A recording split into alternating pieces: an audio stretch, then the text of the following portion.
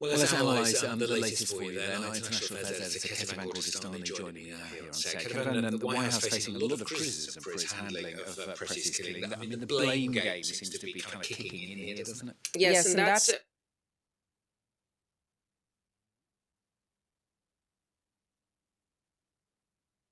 really for the sort of the words that were used by some top officials right after his killing. Remember, Stephen Miller, Donald Trump's top advisor, called him a would-be assassin. The first statement by the Department of Homeland Security on X talked about that Alex Preddy wanted to massacre law enforcement officials.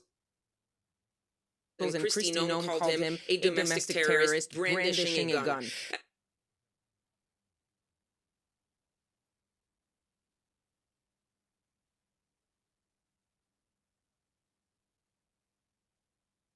Now, why they're blame games? Because the video contradicted all of those claims, and so Stephen Miller yesterday started pointing the finger at Customs and Border Patrol and Greg Bovino.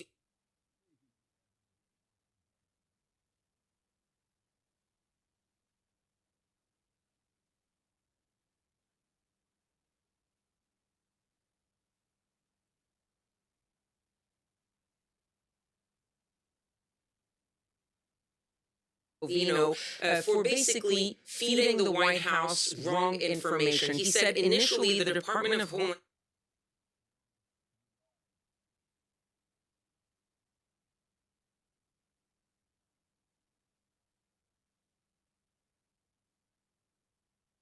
Security statement was based on reports from CBP on the ground. So it's their fault if we were saying these things. He also insisted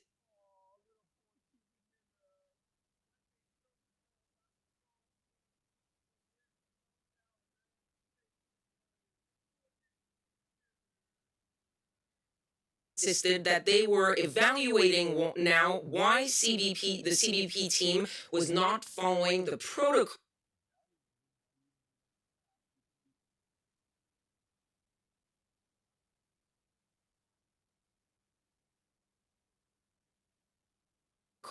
that was provided to the DHS by the White House. So he's adding to that the fact that he believes they were not operating how the White House had told them to operate. So Miller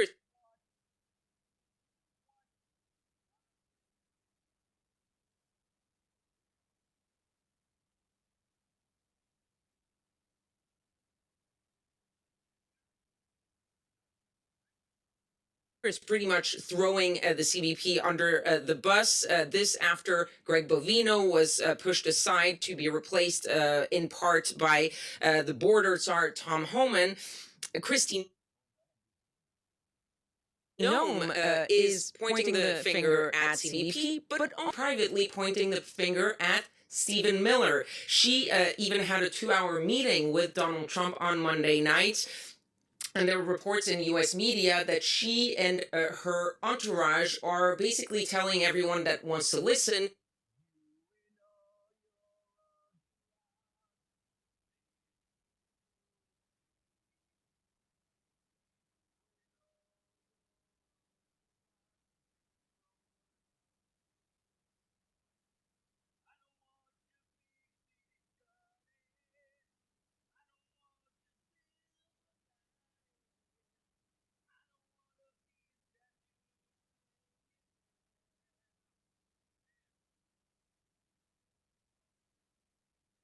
that she is not responsible because all she was doing was following orders from Stephen Miller. Clearly, everyone is trying to find someone else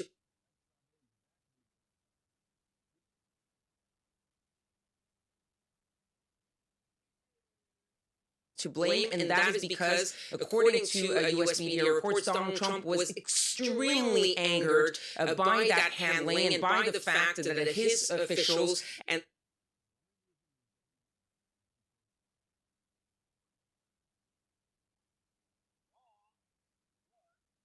And the words coming out of the White House were very quickly contradicted by the video, and that is not looking good for him, and he's getting the heat, the White House is getting the heat. Yeah, it's fascinating to hear the battles behind the scenes, if you like. The official taking all the heat, perhaps from the outside, though you've already mentioned her, Kristi Noem. Yes, Kristi Noem is coming under fire, obviously and unsurprisingly, from the Democrats. We're saying she either needs to resign or she's going to face impeachment. Even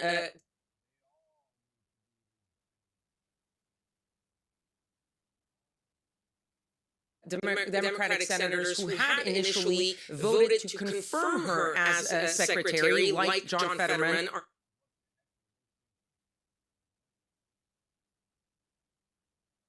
are now saying she needs to leave. He said she is betraying the DHS's core mission. In the House, Democrats have already introduced articles of impeachment, and the Democratic leader in the House, Hakeem Jeffries, saying we can do this the easy way, she resigns, or the hard way, going through those impeachment proceedings. Even Republicans are now jumping on the bandwagon, and some of them have some very harsh words for Nice DHS position you have there.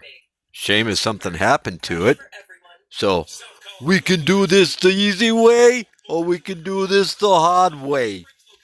Kristi Noem. That includes Tom Tillis, the senator from North Carolina. We're going to take a look at his words. He really said that he was incompetent, an amateur, that Stephen Miller was in the same boat, and this is what he said. She is taking this administration into the ground on an issue that we should own. We should own the issue of border security and immigration, but we should own it. We want to buy it. We want to own it. Oh, shut up. they have destroyed that for Republicans, something that got the president elected. They, meaning Kristi Noem and Stephen Miller, have destroyed it through their incompetence. Even the Republican leader in the Senate, John Thune, was asked whether he still had confidence in Kristi Noem. He refused to answer, which in a way is partly an answer. Noem expected to testify in early March in front of the Senate. March? Early March. More than a month. More than a month. Why should we have to wait that long?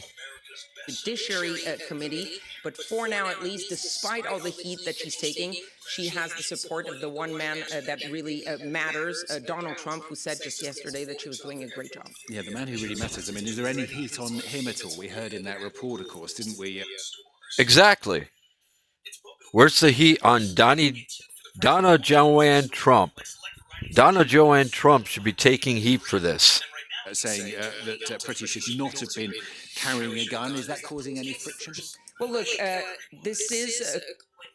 Apparently, yes, it is. Let's see if our international friends can provide some journalistic backup of this.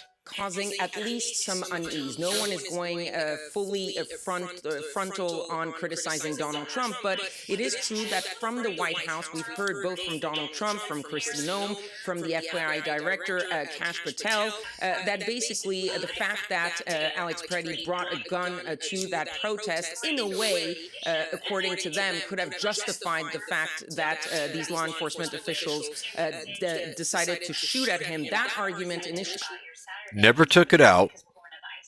One of the officers, when he saw it, after he was on the ground, grabbed it, took it out, and then yelled gun, leading to the shots being fired. Over the weekend was dismissed by the powerful gun lobby, the NRA, saying it was dangerous and wrong to use that justification. But it seems that Donald Trump's comments actually go further than what we've heard from other White House officials, because other officials have sort of linked, yes, the carrying a gun at a protest, but always adding the part about engaging with a law enforcement officer. Kristi Noem said he was brandishing a gun. Others have said he was interacting with law enforcement officials. For Donald Trump, in his comments, and he made those comments 3 times yesterday in different events, he basically just said he shouldn't have brought a gun to a protest, point blank, full stop. And that has created even more uneasiness from the Republican Party, because they have been, for years, for decades, staunch supporters of the Second Amendment. So some of them have come out, not criticizing Donald Trump, but reiterating the position of the Republican Party. Senator Republicans fear Donald Trump the most. So they can argue a little bit about what he's saying, but they won't criticize him directly, strongly. Cowards. Bill Cassidy saying your Second Amendment rights don't disappear when you exercise your other rights, meaning the right to protest, for example. And even on Fox News, which usually tries to spin things in favor of the White House, you had Trey Gowdy, for example, who's a former Republican congressman turned host on a... Trey Gowdy, the guy with a pompadour, however you pronounce that hairstyle, looks like Fox News. He said that Republicans who were pointing to Alex Preddy carrying a gun as justification were simply applying double standards. And he reminded his viewers that back in 20... The double standard is that Donna Joanne Trump is corrupt but calls everybody else corrupt. 2020, when there were the protests for Black Lives Matter, if you remember, in Kenosha, Wisconsin, there was a 17-year-old young white man who went to a protest with an... His name was Kyle Rittenhouse. You guys love him. He's kind of ridiculous. AR-15 and ended up killing 2 people. At the time, Trey Gowdy says, us Republicans were praising him, were defending him because he had the right to carry a gun, and today... That's not us Republicans, it's we Republicans. We are going to criticize someone for carrying a gun simply because he's not on our side. So you're seeing there that there's an unease. For politicians, the unease is because they are torn between pressure and importance of support on 2 sides. Torn between making Donna Joanne Trump mad and therefore his remaining base mad versus telling the truth. One is the support of Donald Trump because we're going towards the midterms and they want his support. The other is the financial support of the gun lobby of the NRA, who are, of course, big funders of Republican politicians, and that matters in an election year. Searching for my